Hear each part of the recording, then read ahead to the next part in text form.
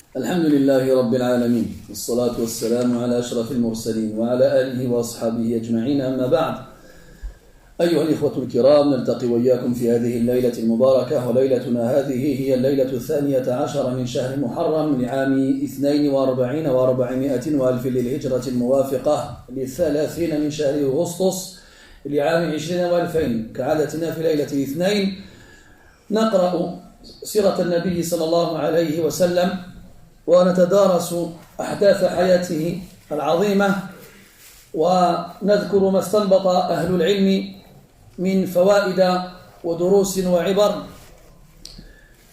راجين آملين أن ينفعنا الله تبارك وتعالى بهذا كله وأن يجعلنا ممن يأتسي ويقتدي بهذا النبي عليه الصلاة والسلام. Mes très chers frères, nous nous réunissons dans cette nuit bénie. Nous sommes dans la 12e nuit du mois de Muharram 1442, c'est-à-dire le 30 août 2020. Comme chaque dimanche soir, nous nous réunissons afin d'étudier ensemble la vie du prophète alayhi salatu wassalam et d'en déduire, du moins d'évoquer ce que les savants ont déduit comme leçon et comme morale, en espérant qu'Allah Ta'ala nous permette de tirer profit de ces enseignements et de nous compter parmi ceux qui ont pris comme exemple et modèle le prophète alayhi as-salatu wassalam. في درسنا الأخير توقفنا ونحن نقرأ رواية عائشة رضي الله عنها وهي تروي لنا كيفية لقاء أو كيف لقي النبي صلى الله عليه وسلم جبريل عليه السلام أول مرة. وتوقفنا عند عودة النبي صلى الله عليه وسلم إلى بيته وذكره لزوجته الكريمة خديجة بنت خويلد رضي الله عنها ما جرى له، وهي بادرت أن إلى اطمئنانه بأن ذكرت له خصاله الحميدة وصفاته الجليلة، وبذلك أزال الله تبارك وتعالى روعه ورعبه وخوفه. Lors du cours précédent, nous avons cité la narration de notre mère Aïcha radiyallahu anha wa ardaha, dans laquelle elle nous raconte comment le prophète alayhi salatu wassalam a rencontré l'ange Jibril alayhi salam pour la première fois dans la grotte de Hira. Tout comme on avait évoqué aussi que le début de la révélation avait eu lieu à travers des rêves véridiques, donc des rêves prémonitoires.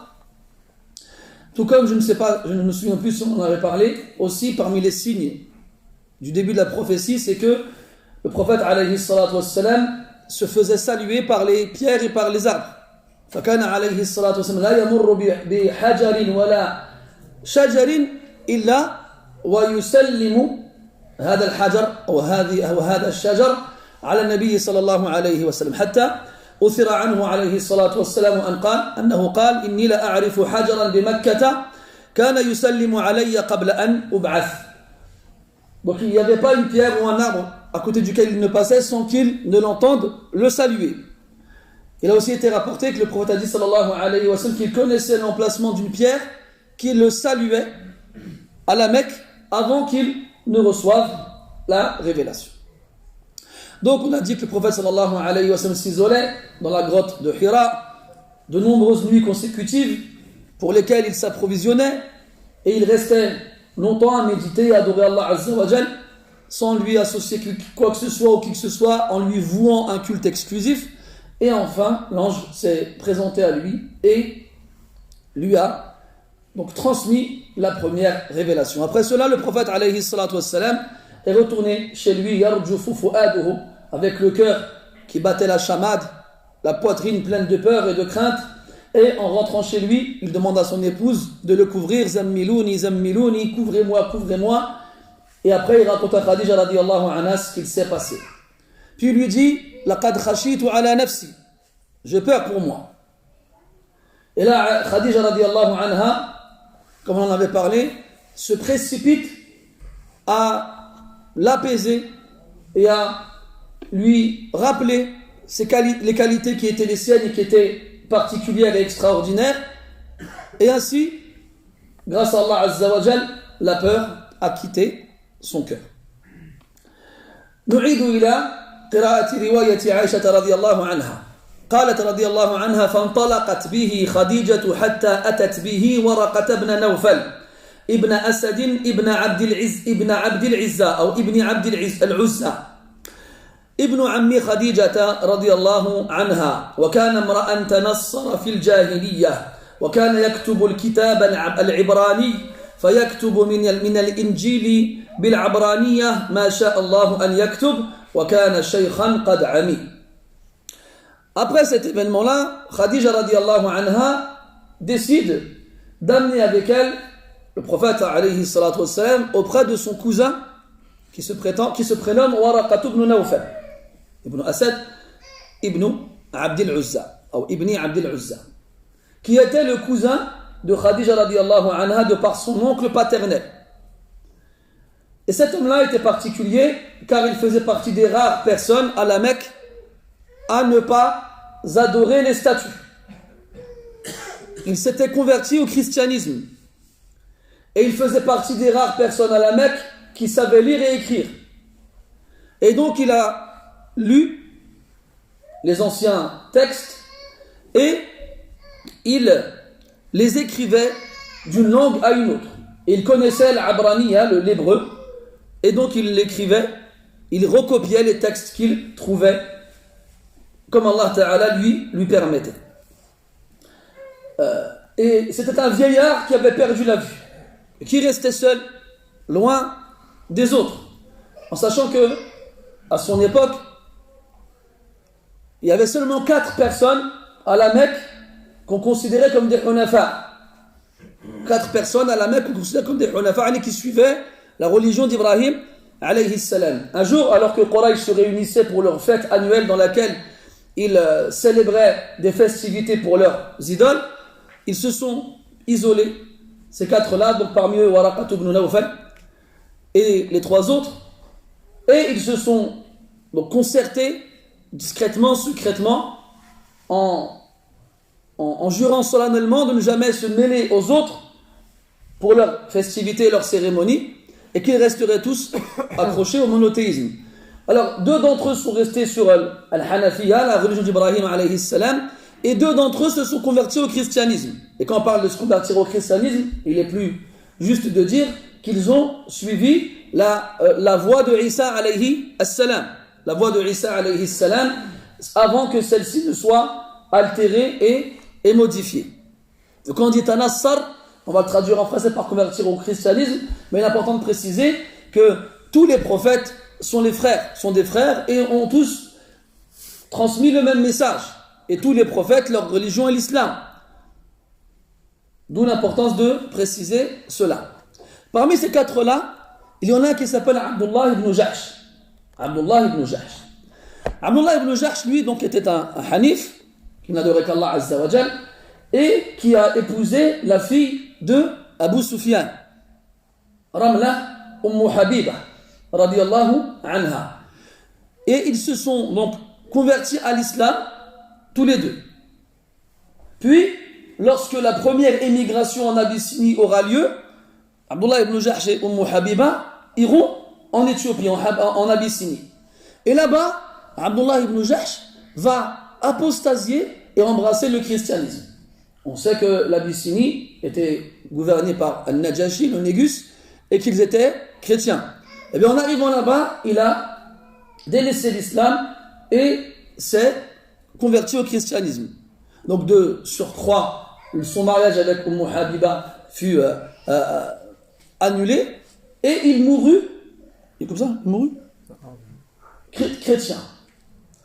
Puis par la suite, le prophète sallallahu alayhi wa sallam va épouser Habiba par procuration, et c'est Al-Najashi lui-même qui fera office de wali, de tuteur. Et c'est lui aussi qui va payer la dot de Habiba. On a déjà parlé de dot beaucoup ces temps-ci, à travers différents événements. On avait dit déjà que le prophète sallallahu alayhi wa sallam, la dot qu'il avait payée pour Khadija était de 20 chamels en bas âge. On avait parlé de la dot que Yaqub avait payée, les 14 années de berger. On avait fait référence à la dot de Moussa alayhi salam. Est-ce que vous savez combien Al-Najashi il a payé comme dot pour Habiba radiallahu anha? Il a payé 400 dinars. 400 dinars, c'est pas les dirhams, c'est des pièces en or. 400 dinars. En sachant que Abdel Malik ibn Marwan, qui était un des plus grands, pour ne pas dire le plus grand calife de la dynastie des Omayyades, des Omeyyades, avait mis comme limite, avait fixé une limite aux dots des femmes à son époque de 400 dinars, en se basant justement sur cet événement-là. C'était une parenthèse, et on revient donc à Waraqatu ibn Nawfal, qui donc connaissait les anciennes écritures et s'était converti donc à la voie de Isa alayhi salam, qui n'est autre que l'islam, mais jusqu'à présent on ne connaît pas encore ce nom-là. Donc on appelle ça An-Nasara. D'ailleurs Allah il reprend ce mot dans le Coran. Ya ayyuhalladhina amanu kunu ansar Allah ou ansaran lillah kama qala Isa ibn Maryam lil hawariyin man ansari ila Allah qala al hawariyun nahnu ansarullah. Ou d'autres versets encore dans lesquels Allah tabaraka wa ta'ala appelle ceux qui ont suivi Isa alayhi salam An-Nasara. Et dans d'autres versets, Al-Hawariyoun, les apôtres, eux-mêmes, se décrivent comme étant muslimoun. Washhad bi annana muslimoun. Donc ce sont des appellations différentes qui visent la même chose. Donc il n'y a pas de différence. وَلَتَجِدَنَّ أَقْرَبَهُمْ مَوَدَّةً لِلَّذِينَ آمَنُوا الَّذِينَ قَالُوا إِنَّا نَصَارَى. طيب. Donc, ils arrivent chez Waraqa ibn Nawfal. On va reparler de Waraqa un peu plus tard, Inch'Allah Ta'ala, dans les minutes qui vont suivre. Il est un vieillard, il a vécu longtemps, isolé, seul, et il était aveugle. فقالت له خديجة رضي الله عنها يا ابن عم اسمع من ابن أخيك تقصد النبي صلى الله عليه وسلم فإنهم كلهم يلتقون في أنسابهم إلى عبد العزى. فقال له ورقة يا ابن أخي ماذا ترى؟ فأخبره رسول الله صلى الله عليه وسلم خبر ما رأى. فقال له ورقة هذا الناموس الذي نزل الله على موسى، أو هذا لعل هناك خطأ طبع، أنزله الله على موسى. الناموس في لسان العرب هو صاحب السر، هو صاحب السر. وقال بعضهم أن هذا السر لا يكون إلا خيرا.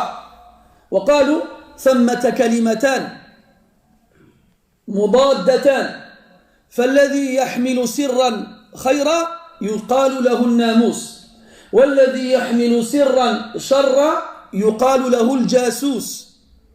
فالناموس هو جبريل عليه السلام، عرفه ورقة من خلال وصف النبي صلى الله عليه وسلم له.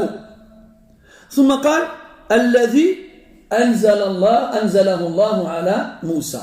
سؤال، مسألة نذكر عنوانها ثم نتوسع فيها لاحقا.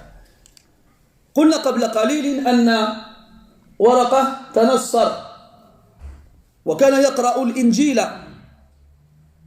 فلماذا عدل عن ذكر عيسى وهو أقرب الأنبياء إلى النبي صلى الله عليه وسلم زمنا وذكر بدله موسى؟ قال هذا الناموس الذي أنزله الله على موسى ولم يقل على عيسى. Donc on continue l'histoire. Lorsque Khadija radiallahu anha arrive avec le prophète sallallahu alayhi wa sallam chez Waraqa, donc il rentre et elle dit à son cousin, ô fils de mon oncle, écoute de la part du fils de ton frère. Donc là, c'est bien sûr que c'est des formules de politesse, comme nous on appelle des gens âgés, ammi. Donc, et bien entendu, en plus de cela, les trois, donc le prophète, Khadija et Waraqa, se retrouvent tous dans leur lignée, à Abdou al-Uzza.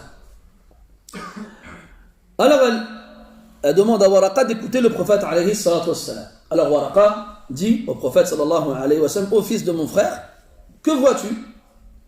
Qu'est-ce qui s'est passé? Et là le prophète sallallahu alayhi wa sallam lui raconte en détail la rencontre avec Jibril alayhi salam. Et là Waraqa tout de suite reconnaît An-Namus. Il dit Hada An-Namus. Donc An-Namus, pour les Maghrébins, n'a rien à voir avec un insecte qui vient la nuit pour reprendre du sang. An-Namus en arabe, c'est un titre que l'on donne à une personne qui porte en elle un secret positif. Pourquoi est-ce qu'on précise un secret positif? La base du Namus dans les ma'ajim et les qawamis, dans les dictionnaires, c'est celui qui a avec lui un secret. On l'appellera Namus. Certains ont dit qu'il y a une précision à apporter à cette caractéristique. C'est que le secret qu'il porte, il est bon, il est bien. Pourquoi est-ce qu'ils ont précisé la nature du secret? Parce que celui qui porte en lui un secret mal, négatif, on l'appellera Jasus. D'ailleurs, on trouve ça dans le Coran. Allah dit subhanahu wa ta'ala, Ya ayyuhalladhina amanu, ijtanibu kathiran min adh-dhanni inna ba'da adh-dhanni ithm, wa la tajassasu. Tajassasu. Ne vous espionnez pas les uns les autres. Et on trouve dans Surat Yusuf, lorsque Yaqub apprend que Benyamin est le plus grand des fils, ne reviendront pas, après avoir perdu la vue, il dit à ses fils, Ya bani yadhabu fatahassasu. Ya bani yadhabu fatahassasu. Donc on a at-tajassus et on a at-tahassus. Vous avez vu, les mots sont proches dans la consonance. Donc at-tajassus, c'est aller chercher un secret pour faire un mal. Et at-tahassus, c'est aller chercher un secret pour faire un bien. Donc al-namus est celui qui porte en lui un secret bien. Et al-jassus, c'est l'autre. Alors, il dit après, alladhi anzalahu Allahu ala Musa, celui qu'Allah a fait descendre sur Musa alayhi salam. Naam. Allah Ta'ala, il a fait descendre Jibril alayhi salam sur Musa, vu que Jibril est l'ange qui est chargé de transmettre la révélation. Allah dit dans le Coran, innahu laqawlu rasulin karim, dhi quwwatin inda dhil arshi makin, muta'in thumma amin. Donc, Jibril alayhi salam est un rasoul karim, comme Allah Ta'ala le décrit dans le Coran, un noble messager. C'est l'ange qui est chargé de transmettre la révélation à tous les prophètes et messagers. Donc, Jibril a été envoyé par Allah Ta'ala à tous les prophètes. Et là, une question qui se pose, on a dit tout à l'heure que Waraqat ibn Nawfal s'était donc converti au christianisme, c'est-à-dire a suivi la voie de Isa alayhi salam. Et historiquement, eh bien, temporairement, non pas temporairement, historiquement, eh bien, le prophète le plus proche de Mohammed alayhi salam, c'est Isa alayhi salam. Donc pourquoi est-ce que Waraqat ibn Nawfal a laissé Isa pour évoquer Moussa alayhi salam, alors qu'entre Moussa et Isa, il y a des prophètes, et que Isa est le plus proche du prophète alayhi as-salatu was-salam. Donc cette mas'ala elle est intéressante et les fuqaha, les ulama ont donné plusieurs réponses. Nadhkuru minha ithnayn. On va en évoquer dans ces deux réponses-là, deux. قال بعضهم ذكر موسى وعدل عن ذكر عيسى لأن التوراة التي أنزلها الله عز وجل على موسى تشتمل على الأحكام والأخبار الشيء الكثير مما لا يوجد في الإنجيل. وقال الله عز وجل على لسان عيسى بن مريم عليه السلام في القرآن ومصدقا لما بين يدي من التوراة ولأحل لكم بعض الذي حرم عليكم. فالأصل أن عيسى بن مريم عليه السلام كان يحكم بين قومه بالتوراة، وإنما أنزل الله عز وجل عليه الإنجيل ليحل على بني إسرائيل بعض الأمور التي حرمت عليهم من قبل يعقوب عليه السلام، كما قال الله تبارك وتعالى كل الطعام كان حلا لبني إسرائيل إلا ما حرم إسرائيل على نفسه من قبل أن تنزل التوراة. Donc la première des deux réponses, c'est que la Torah, en termes de livres célestes et de paroles d'Allah Azza wa Jal, parce que tous les livres qui ont été révélés aux prophètes sont tous les paroles d'Allah subhanahu wa ta'ala. Donc la Torah est un livre plus complet en termes d'information et de législation que l'évangile qui a été révélé à Isa alayhi as-salam. Pour preuve, le verset dans lequel Allah tabaraka wa ta'ala donc cite la parole de Isa lorsqu'il dit à son peuple qu'il est venu en confirmant ce qu'il a précédé dans la Torah et qu'il va rendre licite, donc à son peuple, certaines choses qui leur ont été rendues illicites auparavant. Et ces choses-là qui leur ont été rendues illicites, comme Allah Ta'ala le cite dans un autre verset, que toutes les sortes de nourriture étaient licites pour les fils d'Israël, sauf ce que Israël s'est interdit à lui-même, yani Ya'qub alayhi as-salam. Donc, on comprend à travers cela que la Torah est plus complète en information et en loi, et que Isa alayhi salam, al-Injil, parmi les objectifs, et pas le seul de l'Injil, de l'évangile, c'est de rendre licite certaines choses qui ont été considérées comme illicites auparavant dans la Torah.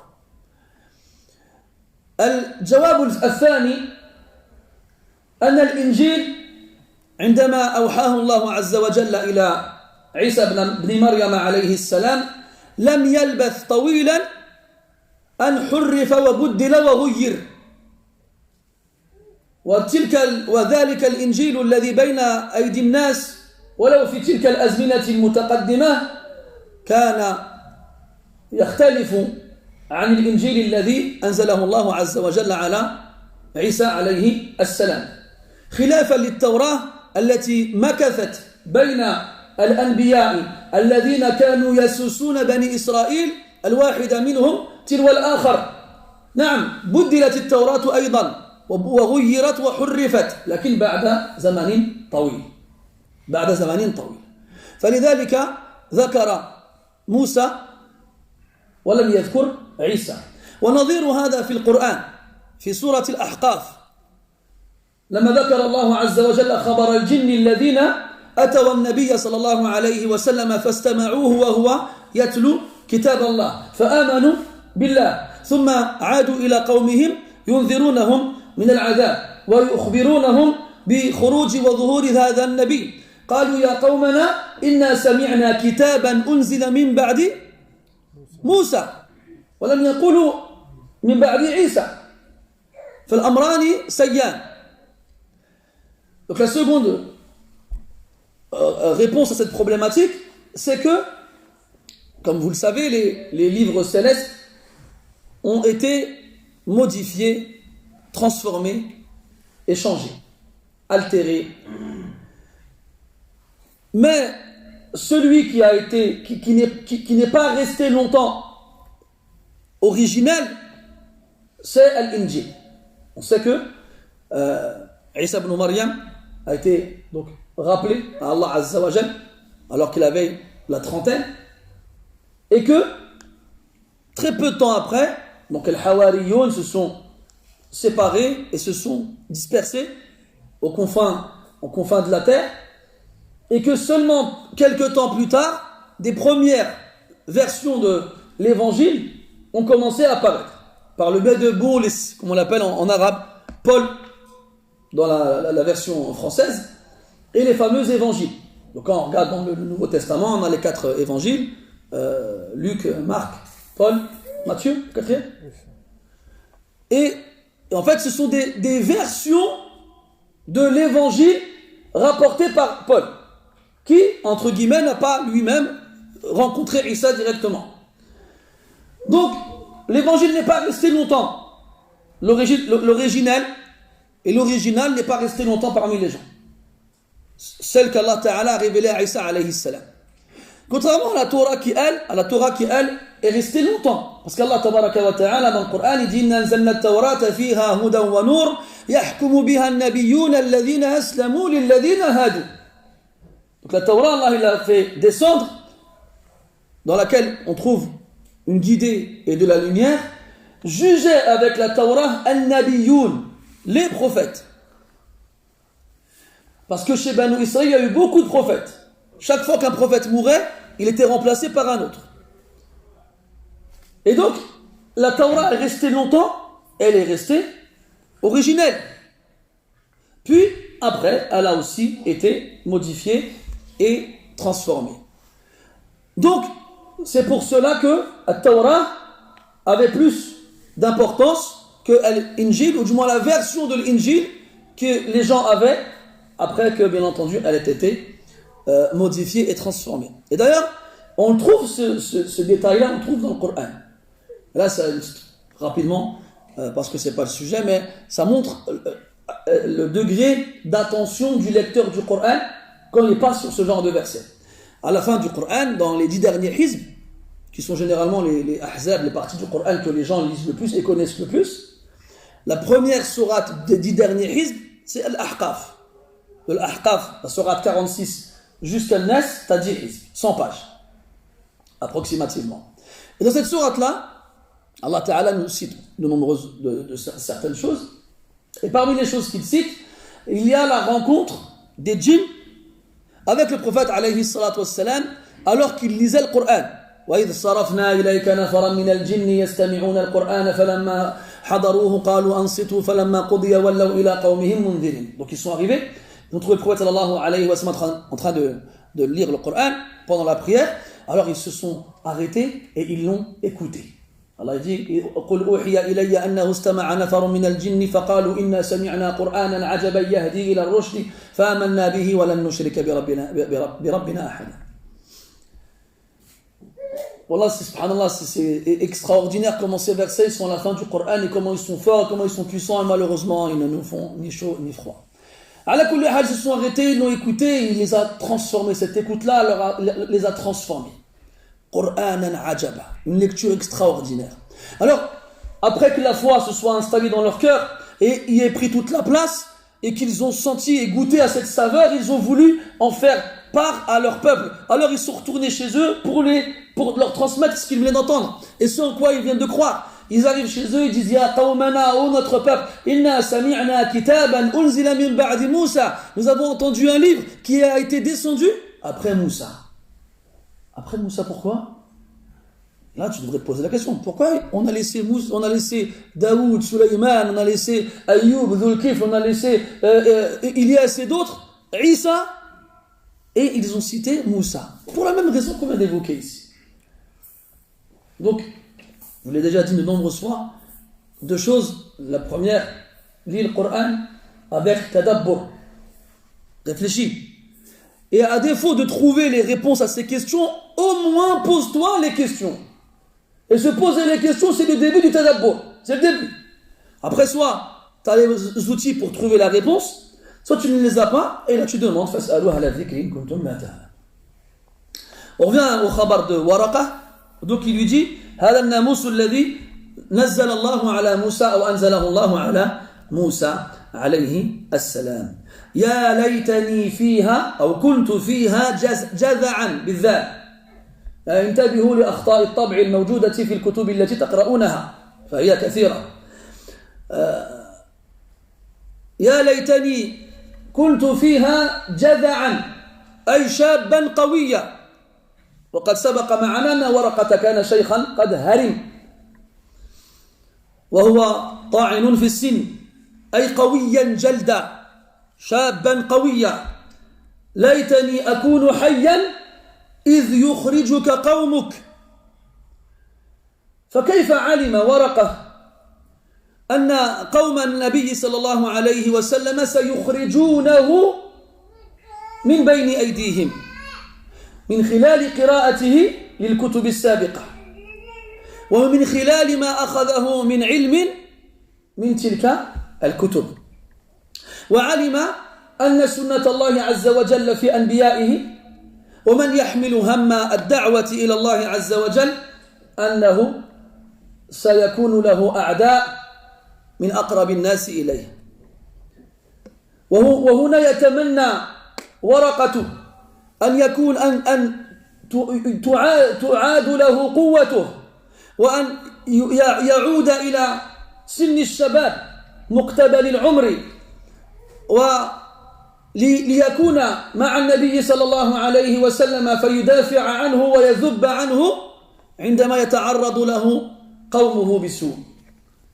ليتني أكون حيا لأنه قد بلغ من الكبر عتيا وعلم أن أجله على وشك الحلول فيتمنى. وهذا دليل على أن الصالحين لا يتمنون البقاء في هذه الدنيا إلا ليعملوا صالحا، وما من عمل هو أصلح ولا أعظم عند الله تبارك وتعالى من نصرة أحد أنبيائه ورسله عليه الصلاة والسلام. فلذلك حاز الصحابة رضي الله عنهم بالدرجة العظمى العليا لأنهم كانوا معه في أحرج الأوقات وأصعبها. قال الله عز وجل: لقد تاب الله على النبي والمهاجرين والأنصار الذين اتبعوه في ساعة العسرة. ذكرها الله عز وجل كأنها ساعة مع أنها دامت سنين عددا. في أحرج الحالات وأصعبها على الإطلاق ذكرها ساعة، وصفها كأنها ساعة مرت بسرعة. وفعلا المصائب والشدائد والكوارث بجنب النبي صلى الله عليه وسلم وأيم الله أحلى من العسل. ولذلك ما كان لأحد بعدهم أن يصل إلى رتبتهم وإن كانت حياته كلها طاعة وعبادة. فلله ضرهم رضي الله عنهم وأرضاهم. Donc, on reprend la parole de Waraqa qui dit, qui exprime deux souhaits. Il dit: Ya laytani kuntu fiha jaza'an. Si seulement j'étais à ce moment-là jeune et fort. Si seulement j'étais vivant lorsque ton peuple te chassera, lorsque ton peuple t'expulsera. Et là, Waraqa, il exprime donc deux souhaits, d'être jeune et fort. Pourquoi ? Parce que, on verra par la suite aussi, que la plupart de ceux qui suivront le prophète sallallahu alayhi wa sallam seront les jeunes, shabab. Et aussi, il souhaite avoir de la force parce qu'il sait que ces jeunes-là auront besoin d'être forts physiquement pour être aux côtés du prophète alayhi salatu wassalam dans les moments difficiles, dans les épreuves. Lorsque ils seront éprouvés, lorsqu'on leur fera du mal, lorsqu'on tentera de les nuire. Puis il dit: si seulement j'étais vivant lorsque ton peuple te chassera. Comment est-ce qu'il sait que son peuple va le chasser? Parce qu'il a lu les anciens écrits. Il a lu les anciens livres. Et il sait que la tradition divine dans ses prophètes et messagers, c'est qu'il n'y a pas un d'entre eux qui n'ait été transmettre le message d'Allah Azza wa Jal sans que leur peuple ne les ait pris comme ennemis, ne les ait considérés comme ennemis et n'ait voulu pour eux du mal. N'ait voulu pour eux du mal. Et là, tu vois que le croyant sincère et vertueux, il ne désire rester sur terre que pour faire du bien. Amma rester sur terre pour vivre comme les gens y vivent, le croyant n'a pas d'intérêt là-dedans. Comme Al-Abbas radiyallahu anhu, il est tombé malade un jour et il s'est mis à souhaiter la mort. Alors le prophète sallallahu alayhi wa sallam, il lui a dit: ne souhaite pas la mort. Demande à Allah, si tu es muhsinan, vertueux, de te laisser vivre pour rajouter encore plus de bien à ton bien initial. Et si tu es musi'an, c'est-à-dire quelqu'un qui fait du mal, des péchés, alors de te laisser vivre pour pouvoir te faire pardonner. Oui, on peut souhaiter la mort lorsqu'on a peur d'être éprouvé, lorsqu'on a peur d'être tenté dans notre foi. Mais sinon, la base, c'est qu'on ne souhaite pas la mort. Mais ça ne veut pas dire non plus souhaiter vivre, rester ici. Le croyant sincère et vertueux, il a hâte de rejoindre Allah subhanahu wa ta'ala. Abdullah ibn Zubayr radiyallahu anhu, lorsqu'il s'est fait tuer, juste avant de mourir, il a dit Allahumma inni ilayka la mushtaq. Il a dit Ya Allah, qu'est-ce que j'ai hâte de te retrouver. C'était ses dernières paroles avant de mourir, alayhi ridwanullah. Donc, Waraqa ici, il est vieux, aveugle, il sait qu'il ne lui reste plus beaucoup de temps à vivre. Et il a vécu sa vie seul, à part, parce qu'il n'a pas suivi la religion de son peuple. Et il a adoré Allah Ta'ala seul. Et alors qu'il est sur le point de quitter ce bas monde, il apprend qu'un prophète est sur le point de sortir et que ce prophète-là va vivre des moments difficiles. Alors il souhaite rester encore vivant pour être avec ce prophète-là à ses côtés, avec la jeunesse et la force, pour être à ses côtés, pour le défendre et le protéger des attaques de son peuple et de tous ses détracteurs. Et là, on ne peut pas ne pas citer les compagnons du prophète alayhi salatu wassalam. Parce qu'il n'y a pas d'action vertueuse plus grande, plus honorable, plus louable auprès d'Allah Azza wa Jal que d'être avec le prophète alors qu'il est vivant et de le défendre avec son âme, son corps, son sang et son argent. Comme les compagnons l'ont fait, radiyallahu anhum. Encore une fois dans le Coran, il y a un verset, tu le lis, tu dis tu te poses, tu te grattes la tête.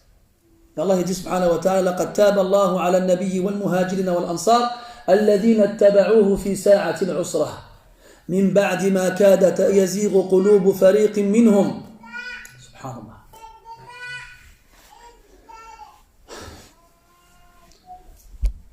والله تقشعر الجلود ونحن نمر بتلك الآيات. Allah Azza wa Jalla dit assurément Allah Ta'ala a accepté le repentir du prophète et des Mécois qui ont émigré et des Médinois qui les ont accueillis, ceux qui l'ont suivi fi sa'atil usra, dans l'heure difficile. On avait vu ensemble que le mot sa'a en arabe c'est un moment,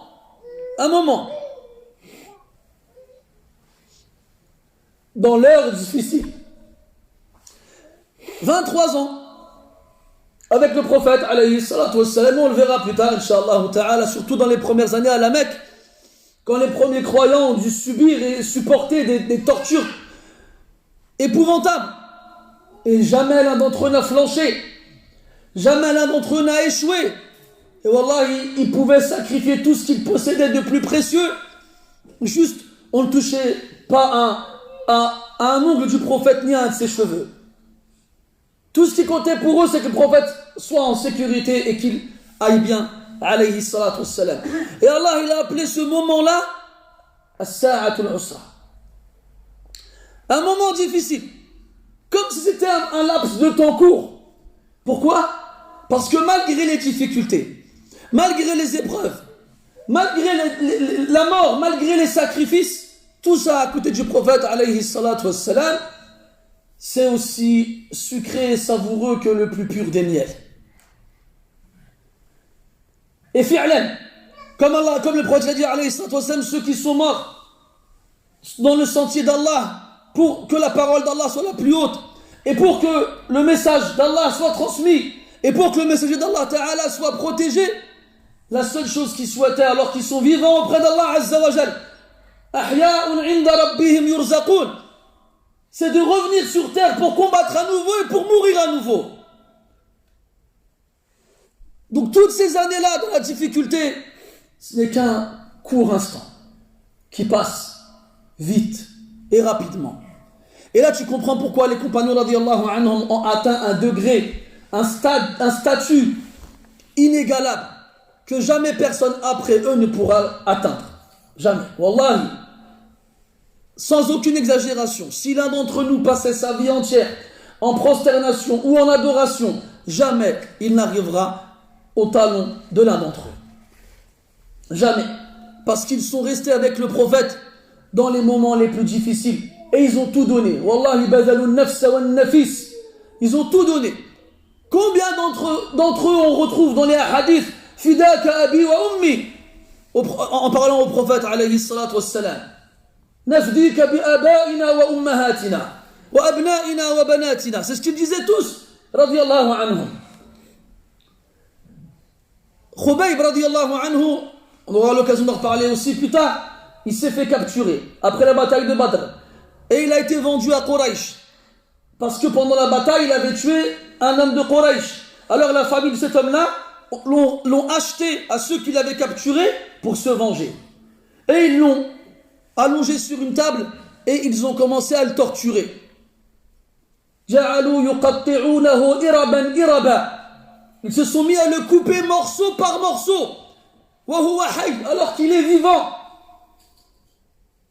Et là, il y en a un d'entre eux qui le regarde et qui lui dit Atuhibbu an takuna fi ahlika amina wa Muhammadun makanak. Est-ce que tu aimerais, en ce moment, être chez toi avec ta famille en sécurité et que Mohammed soit à ta place? Khubayb radiyallahu anhu, il a répondu à ce moment-là. La uhibbu an akuna fi ahli aminan wa Muhammadun yushaku bi shawka. J'aimerais même pas être chez moi, au milieu de ma famille, en sécurité, et au même moment, le prophète est piqué par une aiguille. Et à ce moment-là, tu crois que j'aimerais qu'il soit à ma place? Abadan. Jamais. Et c'est là que cet homme-là, quand il a entendu Khubayb dire ça en train de mourir, il a dit Ma ra'aytu ahadan yuhibbu ahadan ka hubbi ashabi Muhammadin ou kama yuhibbu ashabu Muhammadin Muhammada. Et là, il a dit j'ai jamais vu quelqu'un aimer quelqu'un comme j'ai vu les compagnons du prophète aimer le prophète. Alayhi salatu wassalam. طيب. يا ليتني فيها جذعا إذ يخرجك قومك ليتني يكون حيا فقال النبي صلى الله عليه وسلم أو مخرجيهم قال نعم لم يأتي رجل قط بمثل ما جئت به إلا عودي أي اتخذ عدوا وإن يدركني يومك أنصرك نصرا مؤزرا أي معززا قويا ثم لم يلبث ورقة أن توفي. Et là le prophète sallallahu alayhi wa sallam entend Waraqa lui dire que son peuple va le chasser et il s'étonne. Ils vont me chasser? Eux ils vont me chasser? Alors que lui à ce moment-là il sait la prima qu'il a auprès de son peuple. Il appelle Al-Amin. Ils lui font tous confiance. Yaba'una indahu amanatihim. Vous savez que le prophète, il est celui chez qui on laissait des dépôts. Quand l'un d'entre eux devait voyager ou partir et qu'il avait quelque chose de précieux qu'il ne voulait pas laisser chez lui de peur qu'on lui vole en son absence, il le ramenait au prophète sallallahu alayhi wa sallam, il lui laissait comme dépôt, en dépôt, parce qu'il savait qu'on pouvait lui faire confiance. Il savait que jamais il ne trahirait leur confiance. Il l'appelait Al-Amin. Donc lui, il ne connaissait de leur part vis-à-vis de lui que du bien. Jamais personne ne lui a mal parlé. Jamais personne ne l'a pas respecté. Jamais personne ne lui a fait du mal. Donc il entend ça. Est-ce qu'ils vont me chasser, m'expulser, moi? Et là, Waraqa lui répond Naam, oui, il n'y a pas quelqu'un qui est venu avec la même chose que ce qui t'a été donné auparavant, sans qu'il ne soit pris comme ennemi. Sans qu'il ne soit considéré comme ennemi. Parce qu'il vient, ce quelqu'un, avec quelque chose qui va bouleverser, barakallahu fik, toute leur vie. Bouleverser leurs habitudes. Bouleverser leurs croyances. Bouleverser leur système de société. Et surtout, bouleverser leur hiérarchie. Comme on le verra par la suite, Quraysh, les plus nobles d'entre eux et les chefs, la plupart d'entre eux, la chose qui les a empêchés de croire au prophète et de le suivre, c'est qu'ils avaient peur de perdre leur place. Ils avaient peur de perdre leur noblesse qu'ils avaient obtenue à travers les siècles, génération après génération. Comme on le verra avec Abu Jahl. qui fait partie de Banu Makhzoum, et qui était en rivalité avec Banu Hashim, qui étaient à ce moment-là, ou du moins avant, eux les plus nobles de la Mecque, la tribu du prophète alayhi salatu wassalam. Alors Banu Makhzoum imitait Banu Hashim dans tout. Quand il fallait donner à boire aux pèlerins, il le faisait. Quand il fallait leur donner à manger, il le faisait. Quand il fallait faire des aumônes, il le faisait. Il faisait tout comme eux. C'était leur rival. C'était leur rival. Et comme on le sait, à ce moment-là, là où le prophète il reçoit la révélation, Sayyidu Ahli al-Wadi, kama kana mulaqaban bidhalika, c'était Abu Jahl, Amr ibn Hisham. C'était lui. Et au moment où ça y est, un Banu Makhzoum, c'est lui, Sayyidu Makkah, il faut suivre un Hashimi? Non, wallah. Non, wallah. Il n'a pas fait. Ala kulli hal, c'est tout ça qui fait que les porteurs du message, comme on l'a dit précédemment aussi, Aslan wa far'a. Aslan, c'est-à-dire ceux qui le portent à la base, les prophètes, par la révélation. Wa far'an, ceux qui le portent secondairement, les savants et ceux qui appellent Allah Azza wa Jal, qui ne reçoivent pas la révélation, mais qui leur est parvenue et qui la transmettent aussi. وقد قال عليه الصلاة والسلام أشد الناس بلاء الأنبياء ثم الأمثل فالأمثل. Le prophète a dit alayhi salatu wassalam, les gens les plus éprouvés sont les prophètes, puis ceux qui leur ressemblent le plus et ceux qui leur ressemblent le plus. وفي رواية ثم الذين يلونهم إلى آخره. Dans une autre version, ceux qui les suivent, ceux qui viennent après eux dans Ar-Rutba, qui sont Ahlul Ilm, les ulama. Donc toute personne qui appelle à Allah Azza wa Jal, qui ordonne le convenable, qui interdit le blâmable, eh bien lui aussi, il sera pris et considéré comme ennemi. Et il viendra un temps pour cette communauté où le simple fait d'être musulman suffira pour être considéré comme tel. Parce que le simple musulman, sa simple présence, sa simple existence suffit pour rappeler aux gens qu'ils se sont éloignés et qu'ils sont tombés dans la décadence. J'écoutais une fois un prêtre qui parlait et qui disait, c'est le témoignage d'un prêtre, qui disait, les musulmans aujourd'hui sont les seuls qui nous rappellent que Dieu il existe.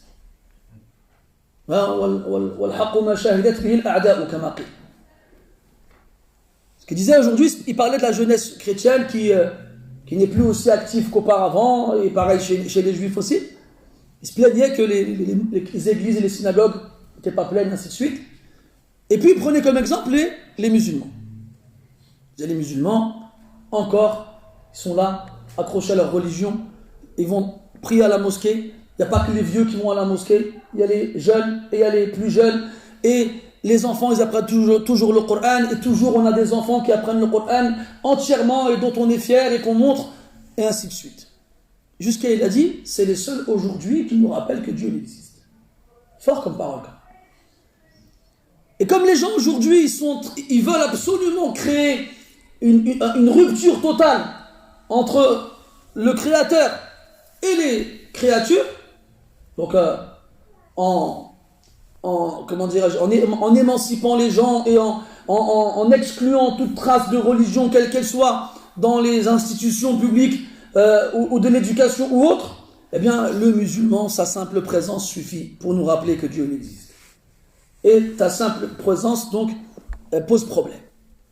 Et là on arrivera dans ces textes dans lesquels le prophète nous avertit qu'à la fin des temps il sera aussi difficile pour le croyant de s'accrocher à sa religion que de tenir dans sa main une braise.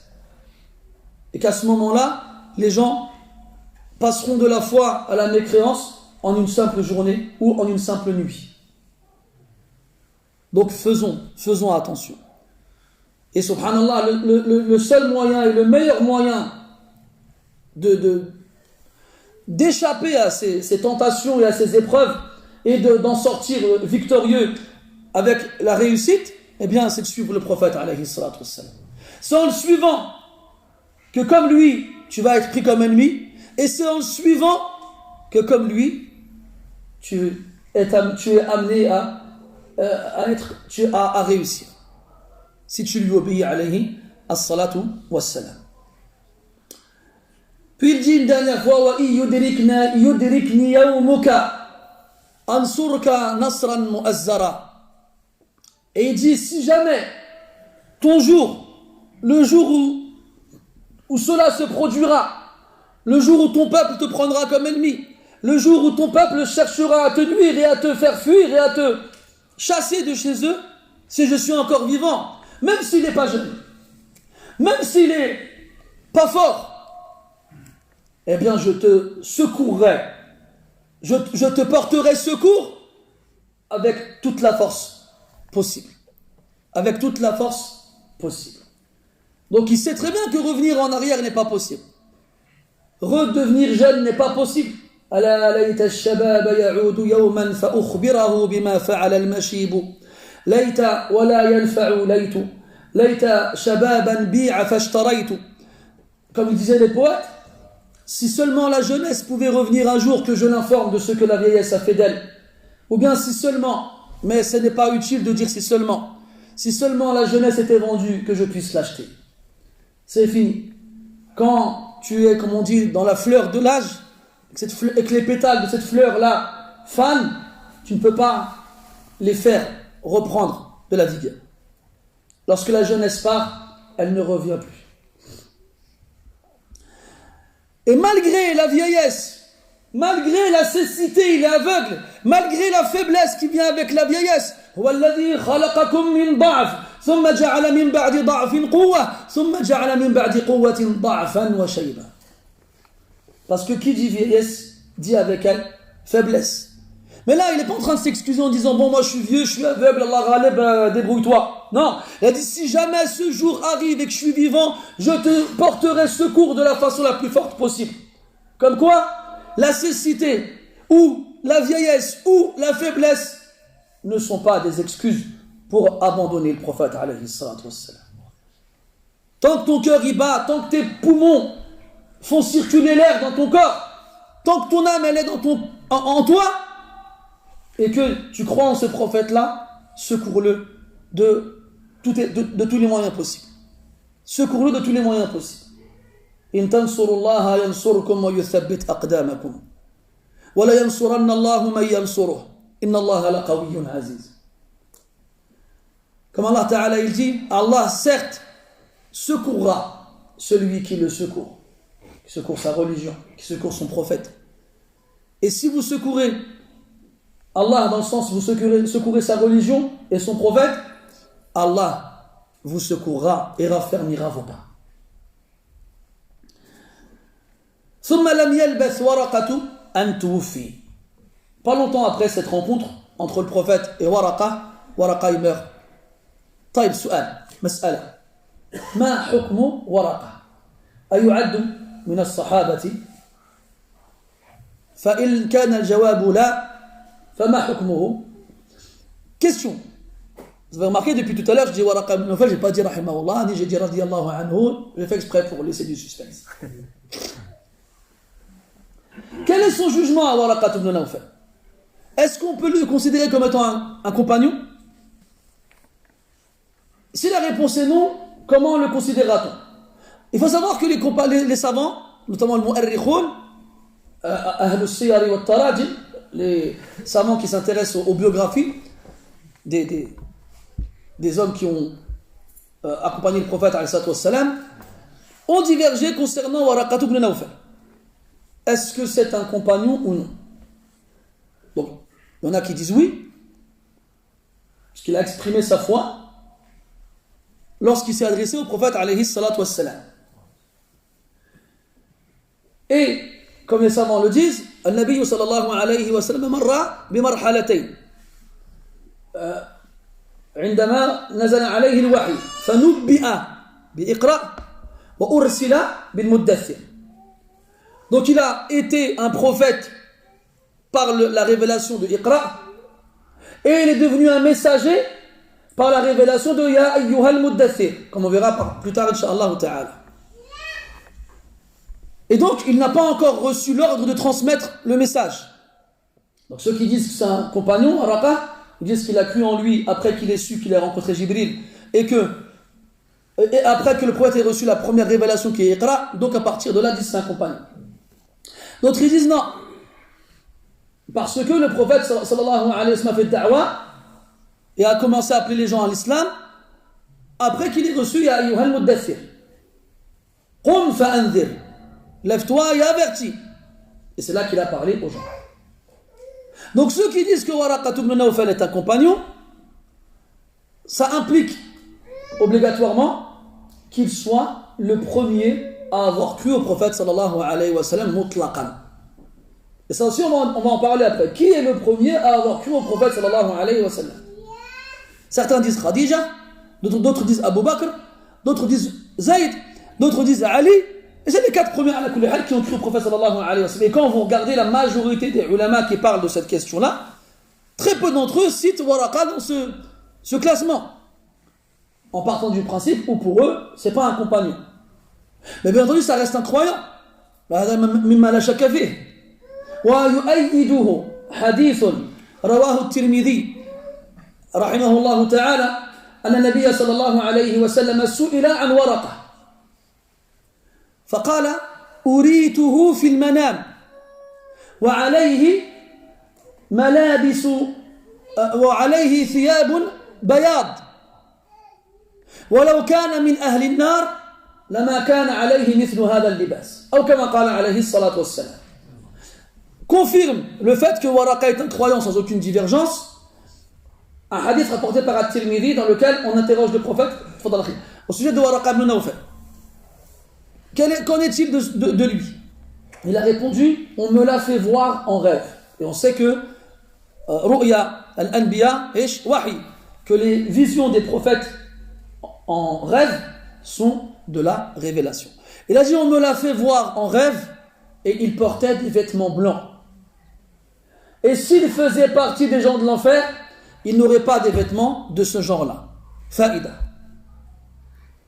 قال أهل التفسير أو أهل التعبير من يعبر الرؤى إذا رأيت مسلما يرتدي ملابس بيضاء بعد مماته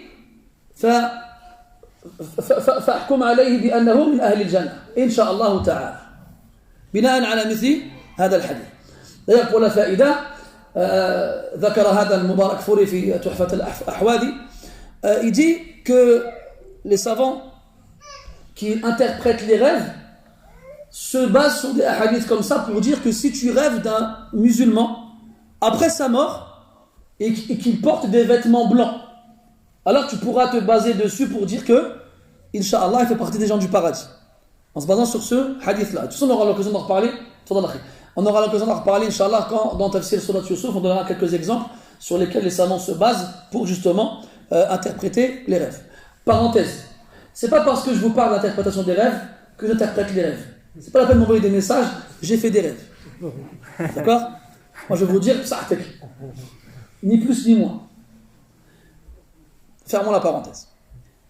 Taïb. Donc, Waraqa était un croyant. Les savants ont divergé, est-ce que c'était un compagnon ou non? Et beaucoup d'entre eux voient que c'est un compagnon. Mais là il y a un problème, parce que si on dit que c'est un compagnon, ça sous-entend que c'est le premier qui a cru au prophète alayhi salam. Et c'est pas la vie majoritaire. La vie majoritaire, il penche plus vers le côté de Khadija radiyallahu anha. Donc, c'est une question assez problématique. Parce que on a l'impression que les textes vont vers le sens où c'était un compagnon. Mais comment il peut être un compagnon et pas être le premier à avoir cru alors que c'est le premier qui a dit au prophète que c'est un prophète? Problème. C'est pour ça que, justement, avec la difficulté du problème, là, beaucoup de savants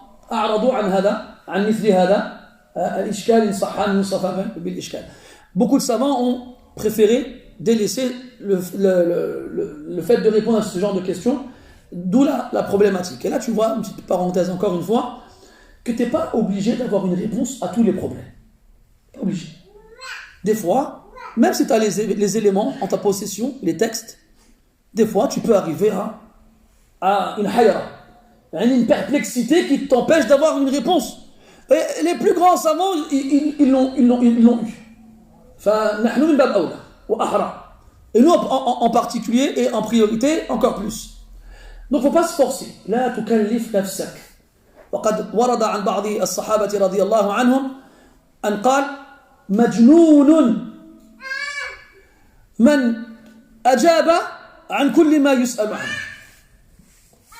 D'ailleurs, il a été rapporté d'après certains compagnons, je crois que c'est Ibn Mas'ud, mais je ne suis pas sûr, Ibn Mas'ud ou Ibn Omar, un des deux, qui disait il est fou celui qui répond à toutes les questions qu'on lui pose. Il est fou, hein.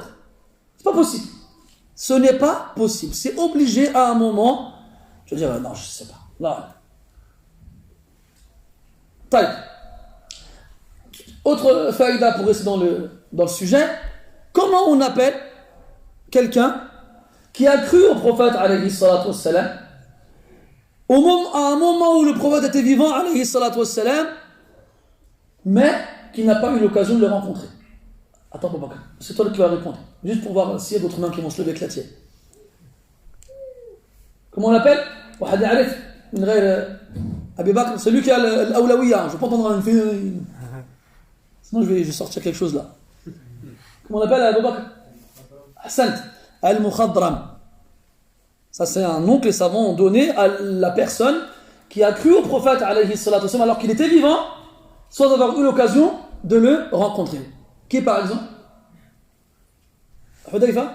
Uwais al-Qarani. Ahsant. Uwais al-Qarani. Très bonne réponse.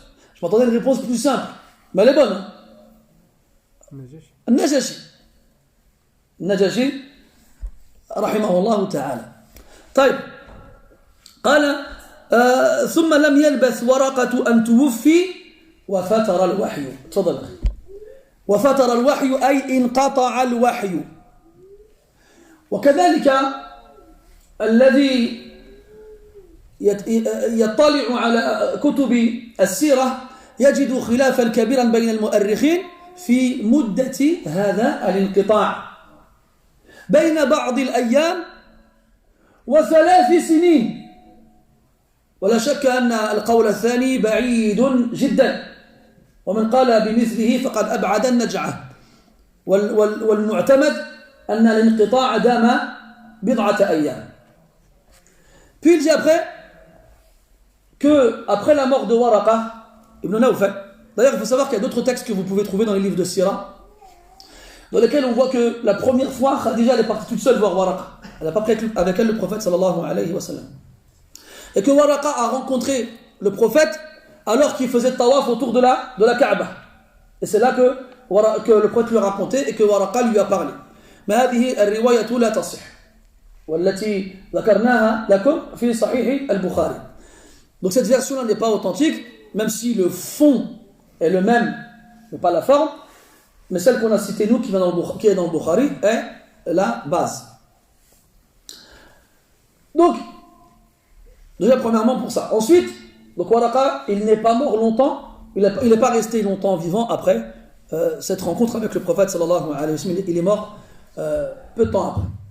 Puis après, qu'est-ce qu'il s'est passé? La révélation s'est interrompue. La révélation s'est interrompue.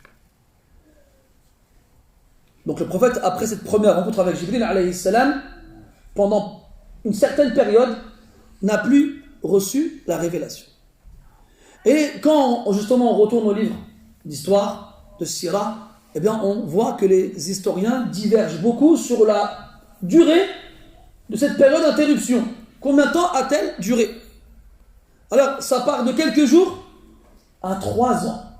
À 3 ans.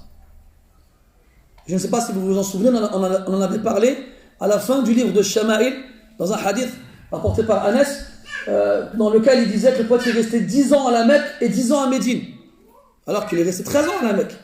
Et certains shurrah, ils ont dit qu'il a dit 10 ans parce qu'il a soustrait de la période les 3 ans de l'interruption de la révélation.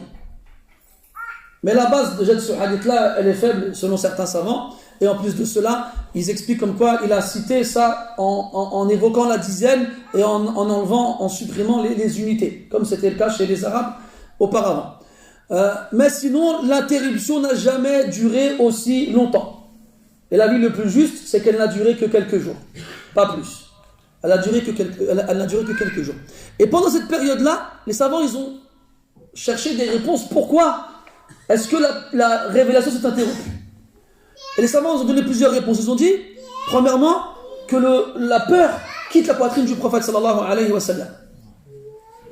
Et aussi, qu'il se prépare à recevoir la révélation à nouveau. Vu l'état dans lequel il se trouvait après la première fois, il lui fallait du temps pour la recevoir à nouveau. S'il avait reçu tout de suite après, ça aurait pu être fatal. Et aussi parmi les raisons, at-tashwiq, lui donner envie de la recevoir à nouveau. Au début, il a eu peur. Et il en a eu peur et il a craint pour lui-même. Et après, il voulait à tout prix la recevoir à nouveau. Au point où il a été rapporté que c'était tellement insupportable pour lui de ne plus voir Jibril ou bien de ne plus recevoir la révélation qu'il a eu envie de monter dans les montagnes les plus hautes et de se jeter dans le vide. Tellement c'était insupportable pour lui d'attendre. Et là, je finirai là-dessus, il reste 30 secondes rapidement. Combien de temps nous on arrive à tenir sans Coran? Il y en a certains parmi nous, pendant des mois entiers, ils n'arrivent pas à lire un verset. Il y en a certains parmi nous, si ce n'est pas du Ramadan en Ramadan, jamais ils n'ouvrent le Coran. Et ça ne nous fait ni chaud ni froid. Le prophète sallallahu alayhi wa sallam, après la première fois qu'il reçoit la révélation, il ne supporte pas, ne serait-ce que quelques jours, sans recevoir la révélation à nouveau. نسأل الله تعالى أن يصلح أحوالنا وأن يربط قلوبنا بكلامه سبحانه وتعالى وأن يجعلنا ممن اقتدى بنبيه عليه الصلاة والسلام. سبحانك اللهم وبحمدك أشهد أن لا إله إلا أنت نستغفرك ونتوب إليك. صلى الله على نبينا محمد وعلى آله وأصحابه أجمعين والحمد لله رب العالمين وبارك الله فيكم.